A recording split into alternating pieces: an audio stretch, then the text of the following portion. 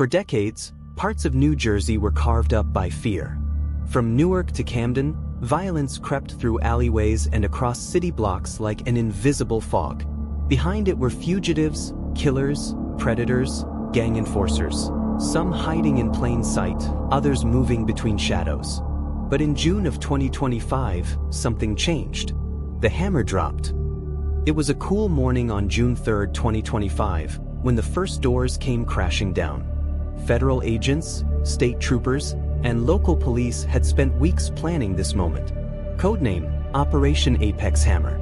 Objective, to bring down the most violent, evasive fugitives operating in New Jersey. Led by the U.S. Marshals Service, with assistance from over 60 agencies, Apex Hammer was one of the largest joint manhunts in the state's modern history. Inside the war room at the Newark Command Center, the mood was electric. Printed profiles lined the walls, faces of wanted murderers, child predators, gang members, and interstate fugitives. For some, justice had been evaded for years. They ran. They also hid. They hurt people, said U.S. Marshal Juan Matos Jr. in a press briefing. We said enough. The sweeps began at dawn. In Camden County, a tactical unit surrounded a rundown two-family home. Inside was Stephen Bullock, 32, a fugitive wanted for kidnapping and sexually assaulting an elderly woman in 2023. Bullock had gone underground, moving from city to city, changing burner phones weekly.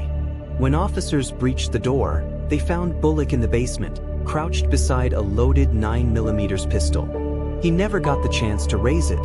Just days later, in Plainfield, agents closed in on Lorenzo Benitez, 54, accused of multiple sexual assaults in Keansburg. He'd been living under a false name, working nights at a warehouse, blending in. When the cuffs clicked behind his back, he reportedly muttered only 3 words: "It's about time." In Trenton, 25-year-old Darlin Franco Guzman was arrested after a short foot chase through the backstreets near Cass Street. He was wanted for burglary and attempted assault of a child. At the time of his arrest, he was carrying a stolen switchblade and unlicensed pills in his coat pocket. Across towns like Millville, Newark, and Bayonne, similar scenes played out. Apartment doors shattered open. Tactical teams shouted names and commands. Some suspects surrendered immediately. Others fought. A few tried to run. They were all caught. By the end of June, the results were staggering. 264 suspects arrested. 17 homicide suspects, including one tied to a drive-by shooting that killed a teenager in Millville. 95 identified gang members, many with connections to Latin Kings, G-Shine, and regional sects of MS-13. 14 illegal firearms recovered. More than 2,600 prior arrests collectively across those captured. 31 fugitives apprehended across state lines, and 2 internationally. Among them was Sean Davis, 28, wanted for a 2022 Trenton homicide. He disappeared shortly after the shooting, eluding capture for nearly 3 years. His arrest took place at a motel in Pennsylvania. Agents traced his movements through encrypted texts and a prepaid debit card used at a gas station. But Operation Apex Hammer wasn't just about numbers. It was about families left behind, victims without justice, and communities where the streets had long gone quiet not from peace, but from fear. Maria Alvarez, a Newark community advocate, remembers what the streets were like before the raids. There were neighborhoods where people wouldn't let their kids ride bikes anymore, where a mother would look out her window every 5 minutes, just to be sure.